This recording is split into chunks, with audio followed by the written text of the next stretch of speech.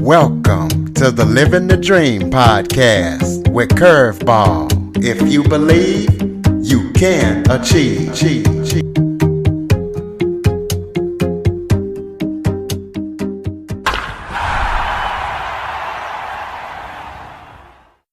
Welcome to the Living the Dream with Curveball podcast, a show where I interview guests that teach, motivate, and inspire.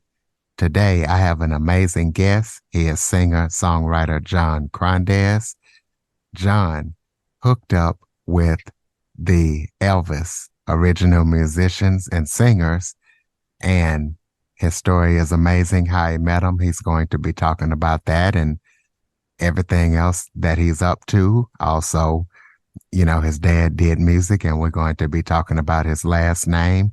He's really got an amazing story he was telling me in the green room. So let's jump right into it. John, thank you so much for joining me today. Thank you so much. I thank you very much and all your listeners for your support. And it's a blessing to be on your show. And yes, I agree.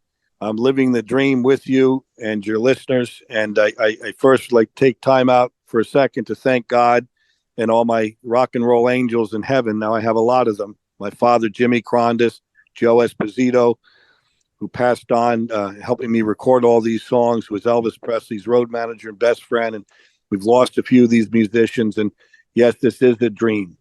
It was Elvis's dream, my father's dream. I'm from what I'm told, continuing their unfinished life work.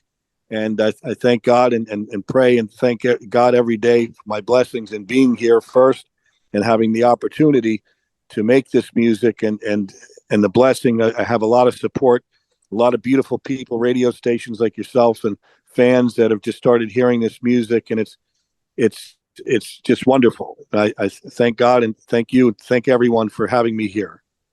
Well, thank you. Well, why don't you start off just letting the listeners know a little bit about yourself and about your last name and anything else you might want them to know? Sure. Well, we'll start with my name. It's KRONDES, John KRONDES. Actually, it's a Greek name. You'll never remember this, but my grandfather immigrated from Greece and came here, I think, around 1928. His last name, which my proper last name, is KRONDES. It's probably not a good name for a recording artist, but Ellis Island fixed that for us when my grandfather came from Greece. They couldn't pronounce these names.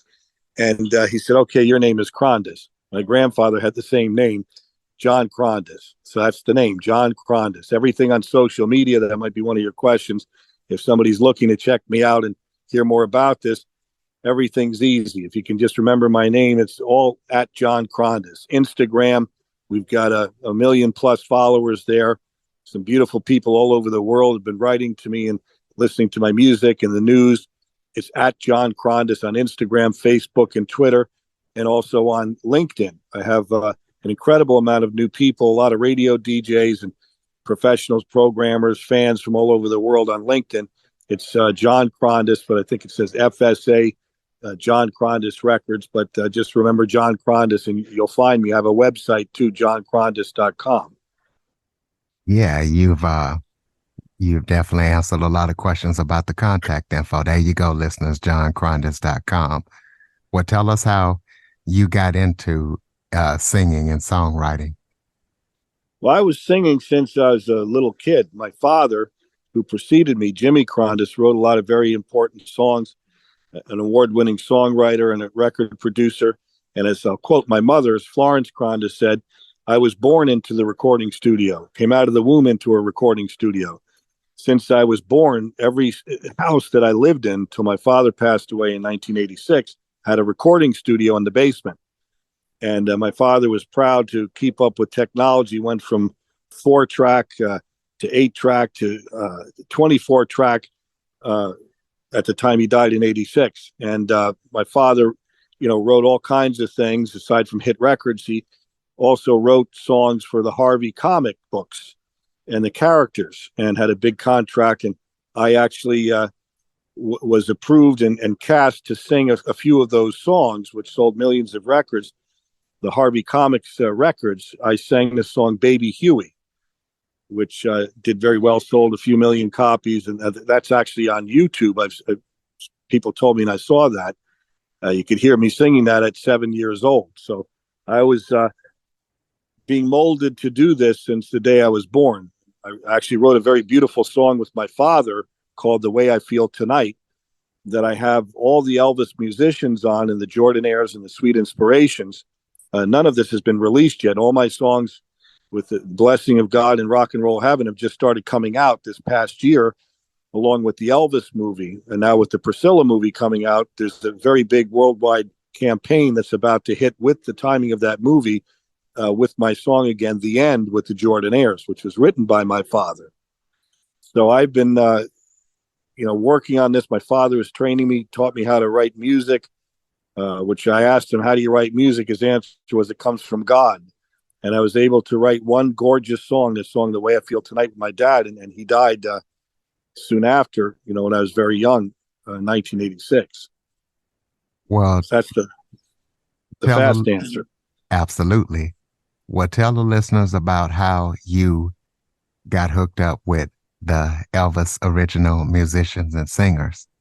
Well, the honest answer that I get this the same question every time a radio station interviews me. God's honest answer is I have no idea, and none of this was planned. I'm not an Elvis impersonator or tribute artist or anything like that. That was never the intention for me to, start calling Elvis Presley's musicians and see, can I make some music with them? It was actually the reverse. Not an accident, as Ray Walker from the Jordanaires has told radio stations and interviews that this was not an accident. And his quote was that nothing in life is an accident. This is the way it was meant to be. And they have no idea either how I even met them. And that's how this started.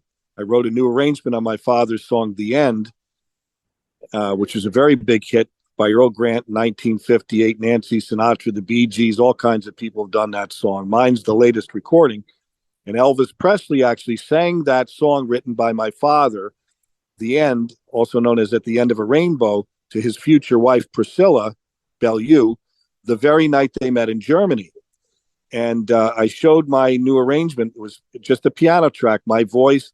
I recorded the piano at the Hit Factory in New York, and it ended up going to a big arranger, George Andrews, in the business, and Sony Music, because I went over there because we were going to put strings on the song, and they loved it. And the manager there hooked me up with an old-time producer, an old-school producer, Dixon Van Winkle. And going back to the arranger, when he heard my voice and piano, he said, "Do you want to know what I think?" And I said, "Sure." And he started laughing, hysterically laughing. And I thought he was going to tell me, this is no good. You should, drive a truck or something else. And then he started laughing again. And he says, "I love it." And started continuing to laugh like he was going to fall off his chair. Then he pointed at me and said, "You sound like Elvis." And that's not at all the response I was looking to hear. I mean, that's a great compliment, but I was least expecting that. Then he points at me again and laughing hysterically, saying, "Who's going to sing with you?" And I said, "George, I really don't understand what you're saying or what you mean by that." And he laughed again, and he pointed at me and says, "You sound like Elvis, and you need to get a godly vocal group like the Jordanaires, like he had, to sing on the record. That's what I hear." And he started laughing again, said, "I wonder if they're still alive." And long story short, because I don't want to bore anybody, about 2 weeks later, I get a few calls from Sony Music, from the producer, and my song was sent out, my mix of my voice and the piano of that new arrangement of The End. And it got to the Jordanaires. Sure, they're still alive, and they're doing a Patsy Cline tribute in Las Vegas. So I get a call back, and the producer at Sony says that the Jordanaires loved your music, and quote, they said, "Send John to Las Vegas and we'll get a studio and quote, we'll see how it goes."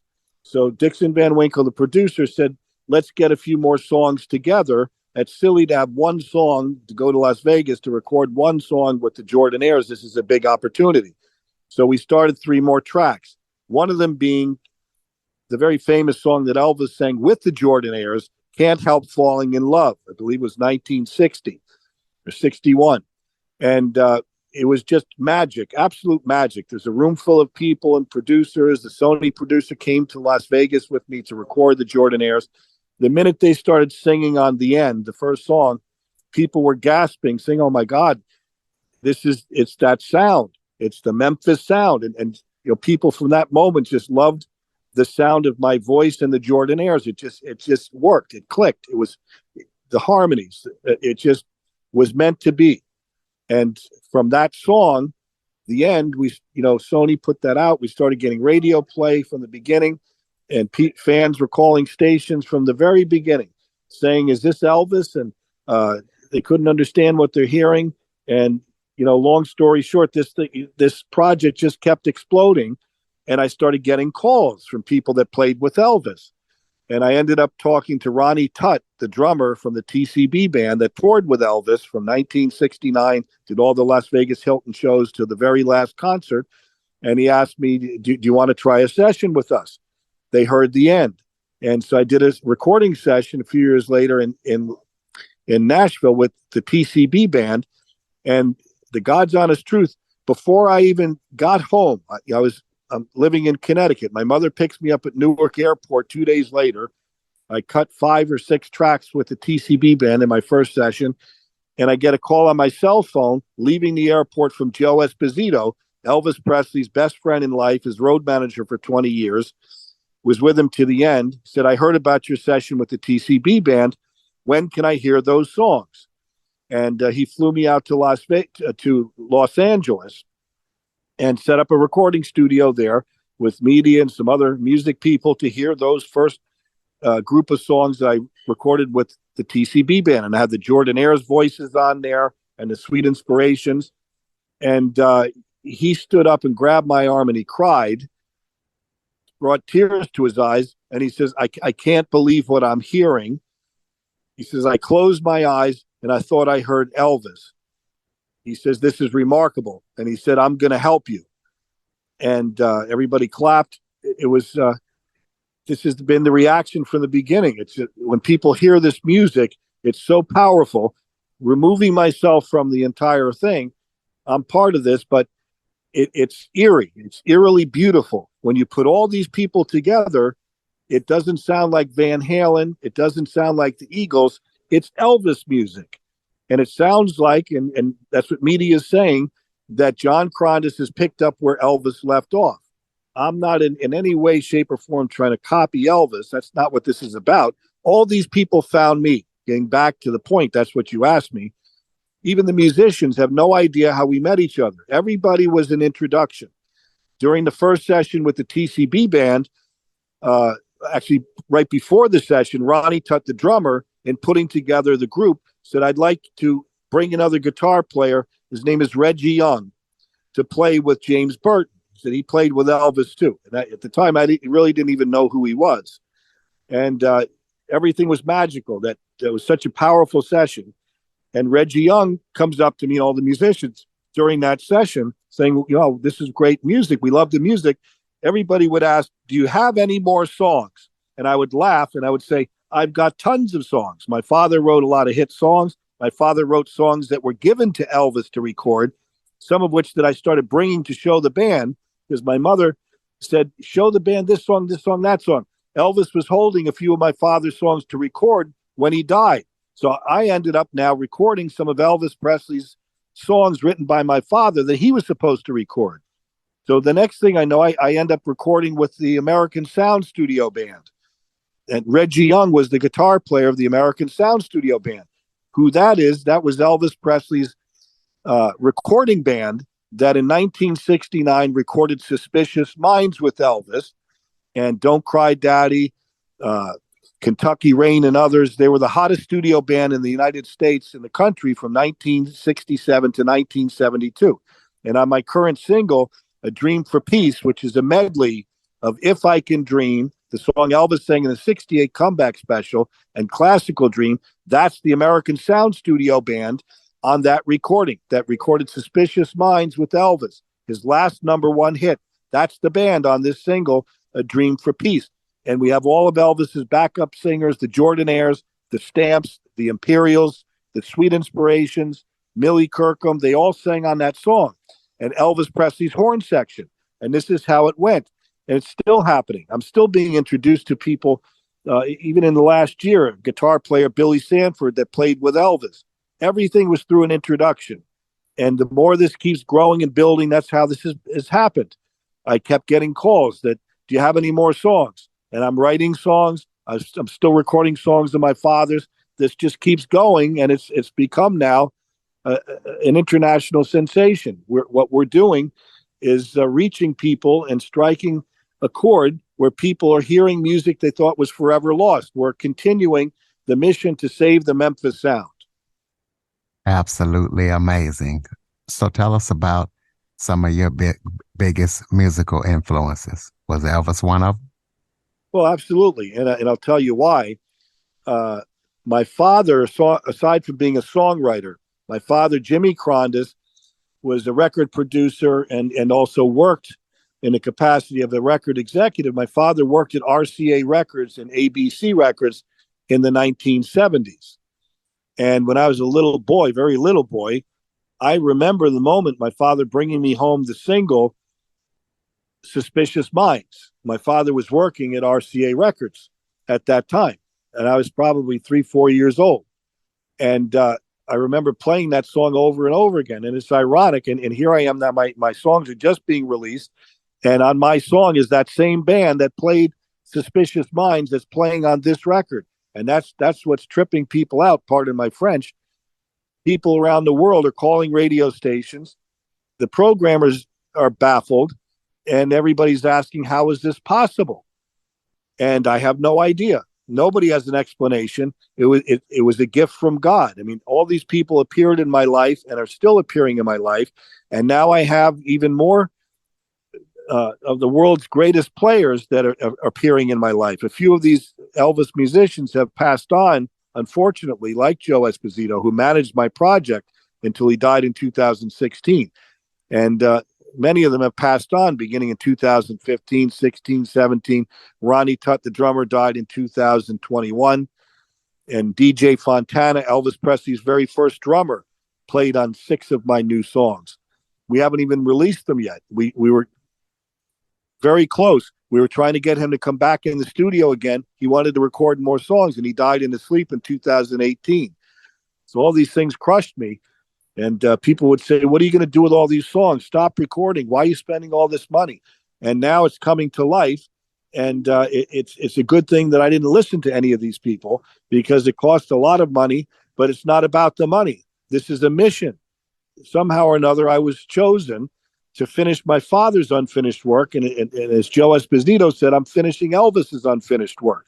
He died at 42. And I thank God every day I'm here and have the ability and now the support to keep making this music, the Memphis sound. Absolutely. I'm glad you didn't listen either. So what upcoming projects do you have coming up next that listeners need to know about? Well, one of the things is the arranger, George Andrews, I mentioned to you in the beginning, who's been with me since the first song. He's 86 years old, and we talk every morning, and we check with each other and kind of joke. And I ask him, are you still alive? And he says, thank God I'm still here. I'm breathing. I'm here today. And he's working on my songs. And we're like mad scientists. Aside from being a songwriter, I write most of these arrangements for the strings and horns with George in his studio. I've been doing that from the beginning. He'll hear something, I hear something. So we have 13 songs right now on deck that need to be finished fast. Can't Help Falling in Love came from my first session with the Jordanaires, and we've added a lot of Elvis Presley's musicians up to just a year ago. Billy Sanford, the guitar player, played with Elvis, and Roy Orbison is on that song. So he's screaming at me, telling me we better finish these songs, the most important songs like My Way, Can't Help Falling in Love, How Great Thou Art, Always on My Mind. Certain staple songs that Joe Esposito made us record, saying that the fans will want to hear some of Elvis's favorite songs made new again as this goes forward. So it's essential that I finish putting the strings and horns on those 13 songs. That's not the end, it's the beginning. I've got nearly 100 songs. So I'm just rushing every day. I spend every waking moment working with the promoters, the radio distributors, with the arranger, trying to get in the studio in the next couple months as fast as I can to first record the strings, the string section on those 13 songs, then the horns, then start releasing some of these songs that already have the background singers. It's really a blessing.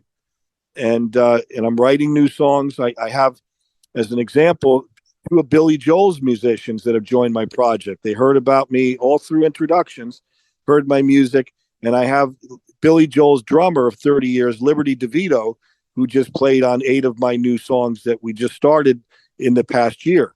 And Richie Kanata, who played saxophone for Billy Joel, played some wonderful solos. I have the bass player, Kasim Sultan, who was Meatloaf's bass player. He played with Joan Jett and the Blackhearts, Celine Dion, and Blue Oyster Cult, all kinds of people. We've got one after the next, all these very famous people that are coming on board, and they're all calling, still calling, wanting to be part of this. It's a blessing. And all these new people that are very famous musicians want to make music with the guys that are left and the women that played with Elvis. They find this to be an act of God, and they all want to be part of this, to continue the music for Elvis.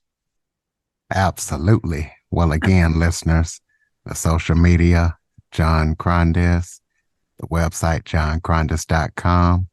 John, close us out with some final thoughts. Maybe if there was something I forgot to touch on that you would like to talk about, or just any final thoughts you have for the listeners. Well, the one final thought, and this is what Joe Esposito wanted from the beginning, and I cried. I mean, this was all very sad to me. A lot of people died that were behind this and made this happen. The publisher, Bo Golson, who published my father's song, The End, which is now Universal Music. I thank them, Universal Music, and Joe Esposito and Bo Golson, all these wonderful musicians that were part of this. I ask everybody take a moment and remember them and thank them for this great music. That we have generations of music. They're telling me, they all laugh, some of the industry people, saying that you realize that I have enough songs to release for the next 25 years without making another new song. But one of the things in closing that Joe wanted me to do, and my mother and other important people, was to record in every group of sessions. I'm trying to do a gospel song, and Elvis loved that. Elvis was very spiritual. I'm very good friends with Ginger Alden, who was Elvis Presley's fiance. She found him dead in the bathroom August 16th, 1977. And we talk about this all the time. And Elvis always thought of God and remembered God first in his life. And I do the same. Every day I thank God that I'm here. I pray to God to give me the strength, the wisdom, the energy, and to open the doors to meet people like you and your listeners, and to all the other wonderful people that just keep appearing. God's steering the wheel, and Joe Esposito and my father. And it's important that I do God's work. And I'm going to, every step of the way, try to include another gospel song. One of the things that we're planning on doing soon in one of the next sessions is Amazing Grace. I've got the Sweet Inspirations who sang with Elvis and all these wonderful people. And so that's part of the mix. But just to give to the world the Memphis sound, and to bring back this music for the world. That's what I'm living for. That's my goal. Absolutely, ladies and gentlemen, all you Elvis lovers out there. And even if you're not an Elvis fan, check out John's music, johnkrondes.com. Check out everything that he's up to. Follow, rate, review. Share this to everybody that you know. If you have any guests or suggestion topics, cjackson102@cox.net is the place to send them. As always, thank you for listening. And John, thank you so much for joining me today. Thank you so much. I appreciate it. And for everyone up there in rock and roll heaven, they thank you and your listeners. God bless you all, and keep on listening. For more information on the Living the Dream podcast, visit www.djcurveball.com. Until next time, stay focused on living the dream.